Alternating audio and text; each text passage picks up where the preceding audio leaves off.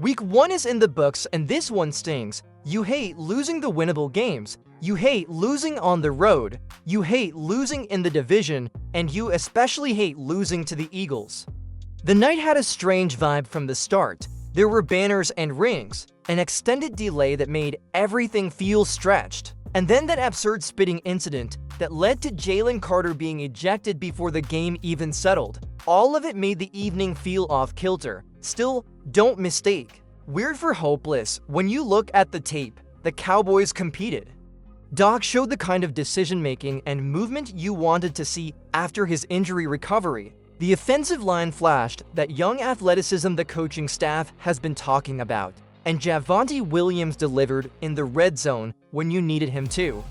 The problem is the difference between what looked possible and what actually happened. CeeDee Lamb finished with 110 yards and made plays, but those 3 drops in the second half were the kind of moments that turned promising drives into punts or stalled possessions. And when those opportunities vanish, it's not just about missed catches. It's about lost momentum and scoreboard swings that haunt you late.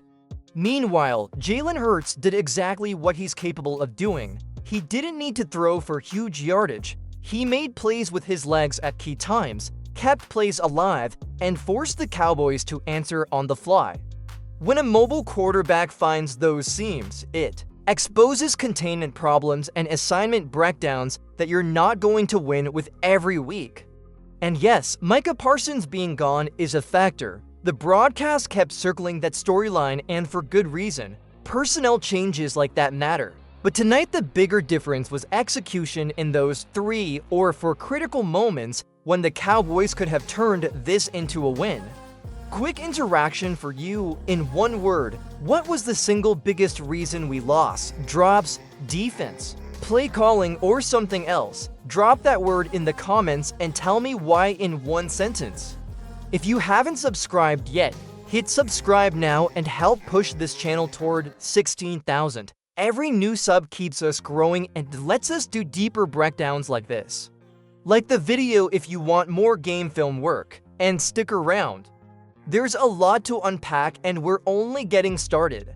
When you break this one down, it really comes down to the turning points, those handful of plays that decided the outcome. The Cowboys started fast, and the idea was clear. Strike early, dictate tempo, and put Philadelphia on the defensive. For a while it worked, especially after Carter was ejected. But the second half told a different story. That's when the missed opportunities stacked up. CeeDee Lamb had his 7 catches for over 100 yards, but the 3 drops were killers. Any one of those completions might have put Dallas in position for points, and instead, drives fizzled. You could see Dak Prescott operating the offense with composure, moving the ball into position, and then the chain would break because of something so basic as finishing the catch. Those weren't contested circus plays either. They were balls a Pro Bowl receiver making $30 million per year has to bring in. Another swing came with the ground game. Javonte Williams did his job inside the 1-yard line, punching into scores. But outside of those red zone chances, the Cowboys didn't fully capitalize on Carter's absence. Without the Eagles' most disruptive interior lineman, the running lanes were there, yet Dallas failed to lean on the ground game to extend drives. And then came the moments on third down, third and manageable situations that should keep a drive alive, where the Cowboys either threw short of the sticks or let the pocket collapse too easily. Those plays don't make highlight reels, but they swing games. Meanwhile, Philadelphia turned the exact same moment into backbreakers. Jalen Hurts scrambled for conversions, Saquon Barkley slipped through for timely yards, and every time the Cowboys had a chance to tilt momentum, the Eagles seized it back. That's why when you look at the final score, 20-20, it feels frustrating. This wasn't a blowout. This was a series of missed chances where the Cowboys were in position and just didn't deliver. That's what makes it sting even more, because the difference was as slim as 3 catches, 1 drive extended, or a stop on third down. Let me throw this to you. Which play do you think should be remembered most from this game? A highlight or a blooper? Drop the timestamp or description in the comments so we can debate it. And if you're enjoying this deeper play-by-play review, hit the like button now. It tells me you want more breakdowns of the pivotal moments. The story of this game on offense is really about the relationship between Dak Prescott and CeeDee Lamb, with a little Javonte Williams sprinkled in. Dak's stat line might not jump off. The page minus 21 of 30 for 188 yards, but the tape shows he was accurate, decisive, and moving well, especially considering the hamstring injury he's worked back from. He looked comfortable in the pocket, kept plays alive, and gave his receivers opportunities. The problem is, those opportunities weren't always cashed in.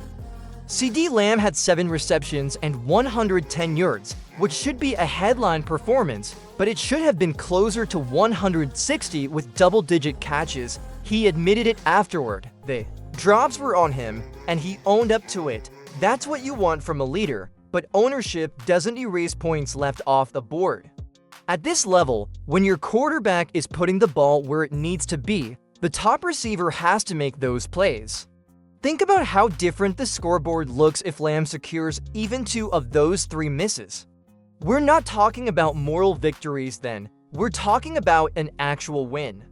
Beyond Lamb, Javonte Williams gave the Cowboys a real boost. His 2 short yardage touchdowns weren't just stat patters, they were momentum plays that proved this offensive line can generate push even against a tough front. And it wasn't just goal line work, he was efficient throughout the night, a reminder that Dallas might have found something with him, part of the running back rotation. Still, the bigger picture is that this offense showed flashes but couldn't sustain them. They totaled just over 300 yards, which won't be enough against top-tier teams, unless the defense is pitching near perfection. Dak can't do it alone, and Lamb can't afford to be the guy fans point to on Monday morning as the reason drives stalled. So here's my question to you. Do you trust this Dak and CeeDee connection to deliver in the clutch going forward, or are you starting to doubt it? Let me know in the comments with a quick yes or no, and while you're down there, drop your pick for Offensive Player of the Night. If you're new here, subscribe now. We're pushing hard towards 16,000 and every click gets us closer. On the defensive side, this one was all about Jalen Hurts. The Cowboys never found the right balance between rushing him and containing him, and it showed up in the stat sheet and on the scoreboard. Hurts only threw for 152 yards, but he was nearly flawless in terms of efficiency, hitting 19 of 23 passes. More importantly, he ran for 62 yards and scored twice on scrambles that weren't even designed quarterback runs. Those are the kinds of plays that break a defense's back. When you've got coverage locked up, the rush is close, and then suddenly the quarterback is past the sticks for another first down. Dallas did limit Saquon Barkley to 60 yards on 18 carries, which is respectable, but when you add Hurts' rushing totals, the Eagles ended up with 158 yards on the ground. That's what hurt the most. Without Micah Parsons, the Cowboys lost the one player who consistently tilts the field and forces an offense to adjust its plan. Broadcasters kept hammering that storyline, maybe to excess, but there's no denying it's true. Parsons makes quarterbacks uncomfortable in ways few others can. On Thursday night, the defense looked like it was still searching for its identity without him. Assignments were missed, contain lanes broke down, and the spy concept that used to neutralize running quarterbacks never materialized. The truth is, even when you guess right against Hurts, he's good enough to turn a broken play into something positive, and Dallas simply didn't have the answers. The Eagles gained only about 300 total yards, which on paper isn't overwhelming, but every yard came at the exact moment it mattered most.